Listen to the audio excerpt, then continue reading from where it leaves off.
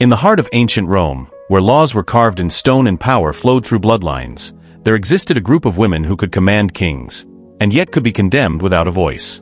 They were the Vestal Virgins, priestesses sworn to 30 years of chastity, guardians of Rome's eternal flame. They held privileges no other women possessed: wealth, independence, political influence. And yet, for a single accusation, often without evidence, they could be sentenced to a death so ritualized, so unsettling, that even their executioners refused to call it killing. They were buried alive. No blood was spilled. No blade was drawn. Rome claimed their deaths were not executions. So what were they? And more unsettling still, how many of these women were truly guilty? To understand the horror, we must first understand their power. The Vestal Virgins were chosen between the ages of 6 and 10, drawn from elite Roman families. Once selected, they left their homes forever, entering the service of Vesta, goddess of the hearth. Their duty was simple in description, but immense in meaning.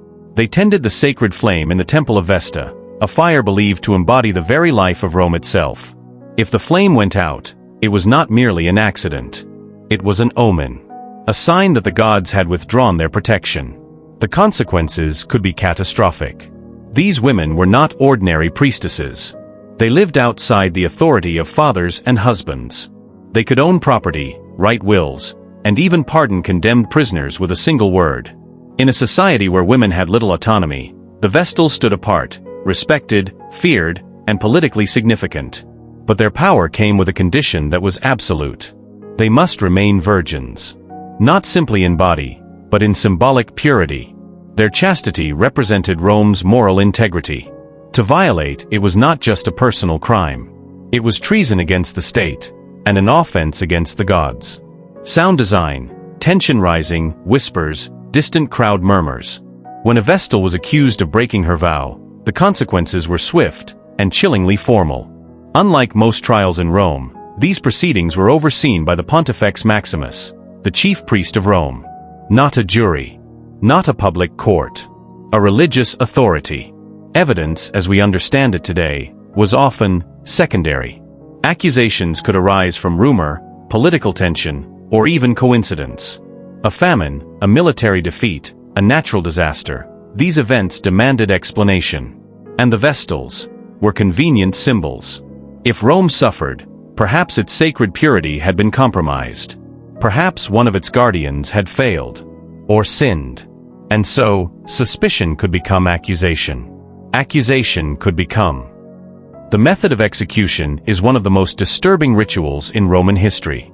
Because the Vestals were sacred, their blood could not be shed. Rome could not execute them in the conventional sense.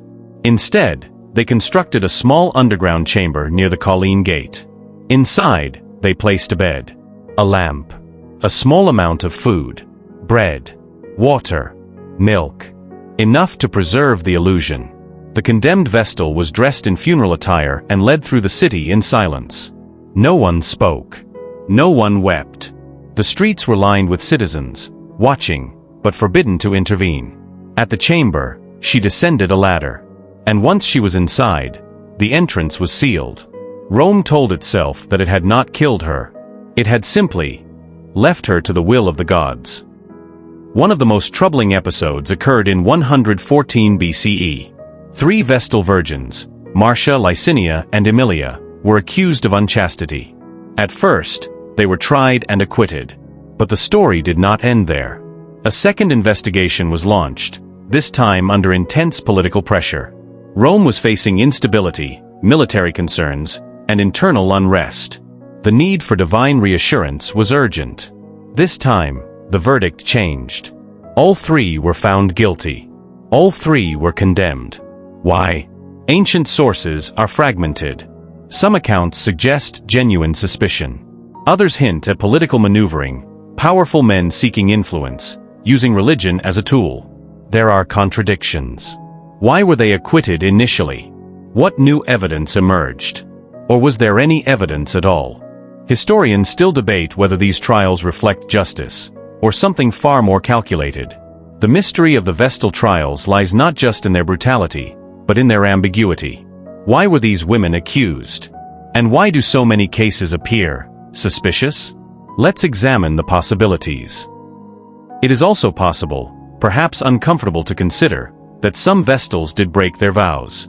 30 years of enforced celibacy, beginning in childhood, placed immense psychological and emotional strain on these women.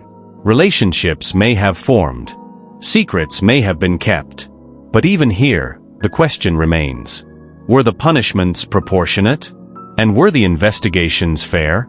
One of the most haunting aspects of this mystery is what we do not have. The voices of the Vestals themselves. No personal testimonies. No written defenses. No recorded final words. Everything we know comes from male historians, often writing decades or centuries later. Their accounts are filtered through political bias, cultural assumptions, and narrative convenience. We hear about accusations. We hear about rituals. But we never hear from the women who stood at the center of it all. What did they say in their defense? Did they protest? Did they confess? Or did they walk in silence, knowing there was no escape? It is easy to view these events as distant, symbolic, almost mythological. But at their core, these were human stories. A girl taken from her family before adolescence. A life defined by duty and expectation. 30 years of discipline, under constant scrutiny, and the knowledge that a single accusation, true or false, could lead to a death unlike any other. What must it have felt like to descend that ladder?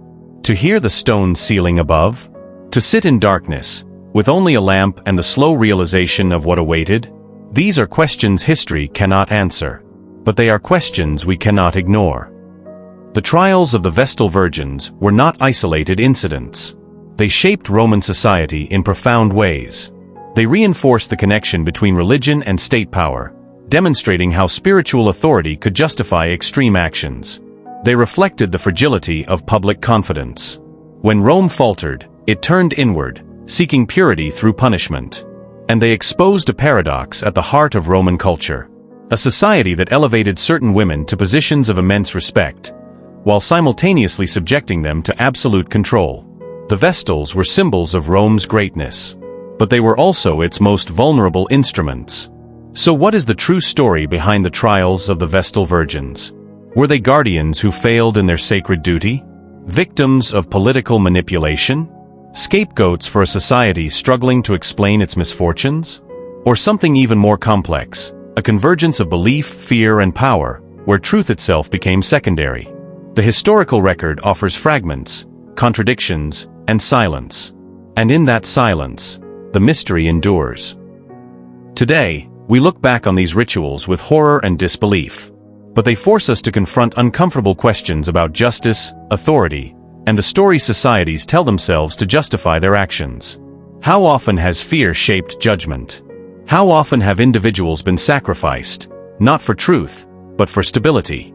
And how many voices, like those of the Vestal Virgins, have been lost, buried beneath layers of history, never to be heard again?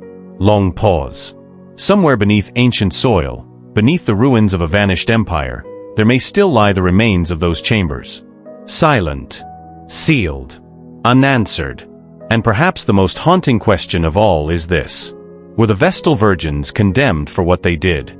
Or for what Rome needed them to represent?